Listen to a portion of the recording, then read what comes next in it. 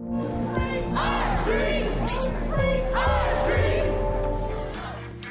this point, the march had been peaceful, with only this guy irritating some of the protesters. The cops had forced us west to Spadina, where the march had come to a halt.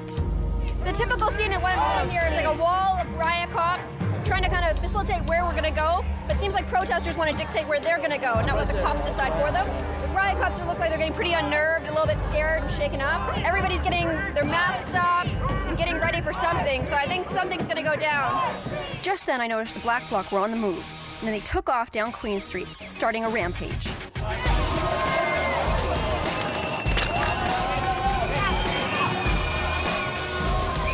The Black Bloc started by trashing a cop car.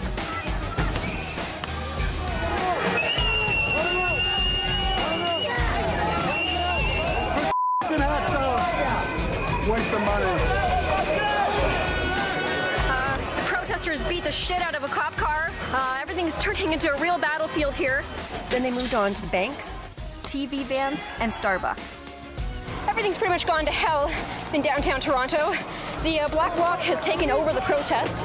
They've been smashing up windows of banks, of buildings, spray painting TTC streetcars, and have just turned Toronto upside down and on fire right now. So they're causing hell up ahead. So I'm going to try to find them and see what's going on. They threatened people with cameras, and even spray painted the lens of ours. Spray paint. They dug up bricks and rocks and threw them at windows without much regard for anyone in the way.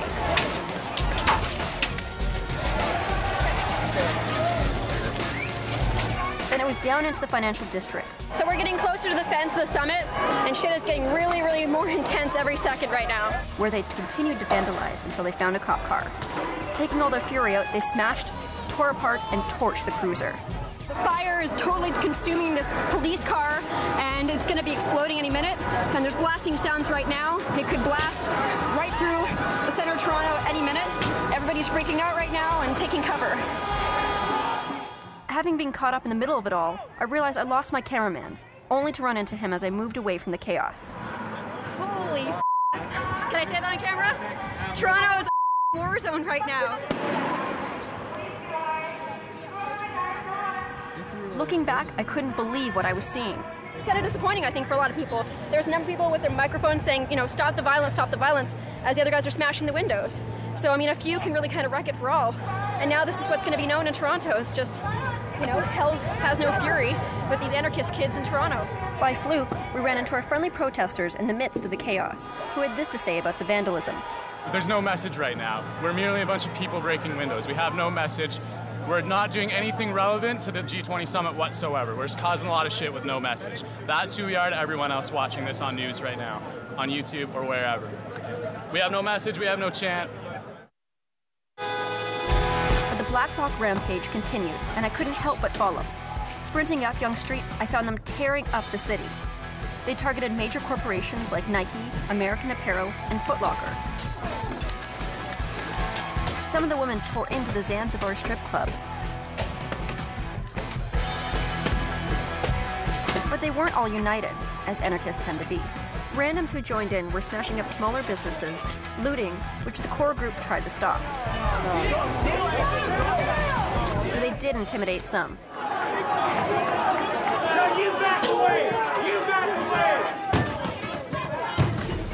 But while Toronto was in the middle of anarchy, where were the police? They lurked in a few intersections and hung out in the front of their station on College. They did deploy on Bay Street to protect the back door of their station, but that was all. Some say this was strategy. Then we made it back to Queen's Park, where most were ready to settle into a peaceful protest. But the cops' tactics changed dramatically. At Queen's Park, the riot squad moved in, closing off the university to the south, keeping protesters from heading towards the summit zone. It was still unsettled, though. The people right now are screaming at front of the cops line, and I mean, they're trying to get their message heard, they're trying to have their voice heard. This is just right now an anger fest, a war. There's two sides, and they're going at each other. It's not really to make any effective change at the top level, it's just on the ground level yelling and screaming. So, no, I don't think this is going to make change. I think this is just venting. And then this happened. The people united! Whatever They're shooting something at us. The cops are now shooting.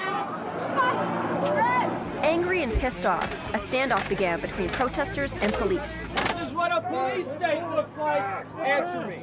Yeah, exactly. Are you a human? Just follow your orders. Meanwhile, the Black Bloc was vanishing. So we'd be noticing pieces of clothing on the roads here and there and wondering what it was. People getting naked or something? No, it's actually the Black Bloc. What they do is they huddle together and then they actually change and then look like average day people and take off their Black Bloc wear. So which pretty much means they're dispersing right now. We shall see. The cops are still ready for anything and ready for any kind of war that could erupt in any second from now. And a new kind of battle began between the activists. Peaceful protest! Peaceful protest! Peaceful protest! Usual mother. They beat on their shields and corralled us like cattle further north. We're getting cornered right now, actually. What I noticed, though, was the police didn't seem to distinguish between us and treated us all like criminals. The protesters tried holding their ground with peaceful sit-ins. You guys have enough military bases? You can't hold the meetings there? You're gonna take over our city? But the police beat their way through. Every time it seemed like it was calming down, the riot cops charged at us again. He got me! I tried to understand what the cops were doing and what their strategy was, but they didn't give us any instructions. Maybe they didn't have any themselves. Okay, our camera's gotten trashed, our mic is off, we've been spray painted in the lens. I mean, it's been watered, poured down, beaten. We're getting trashed here, actually. Being that it was a free speech zone, the protesters felt justified holding their lines. I remember in that moment feeling frustrated. The journalist in me wanted to record everything, while the activist in me wanted to scream and shout. After a while in life, you gotta pick a side, you know? And this is the side I picked. Stop being a spectator and sit down! The reality is things have really simmered down right now, and I think more it's peaceful protesters here. The Black Bloc and the violent groups have left, and now people are doing a sit-in trying to do a peaceful protest. But instead the police are still reacting to us as if we're still the violent group out here, and they're still coming at us with batons and pepper sprays and yeah, just treating us like absolute criminals for trying to have a voice out here. So at this moment, I'm joining them. But the cops didn't want us there, and they used tear gas, The stuff in the air just makes you want to vomit. It's horrible shit. rubber bullets, They shot me, and I don't get why, because I was really far away. This is your bruise. Yeah, charging horses.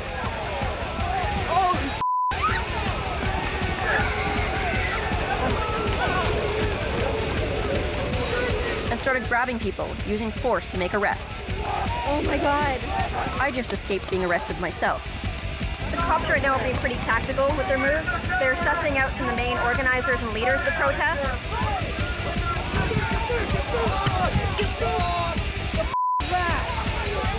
After hours of this showdown, pushing us further and further north, the police divided us and the war ended. Or at least, so I thought. As I would soon learn, this war would take its prisoners. And they're telling me stop resisting, when I was not even resisting. I was lying still. $1.3 billion for what? To beat the shit out of people that produce media? Our streets! Our streets!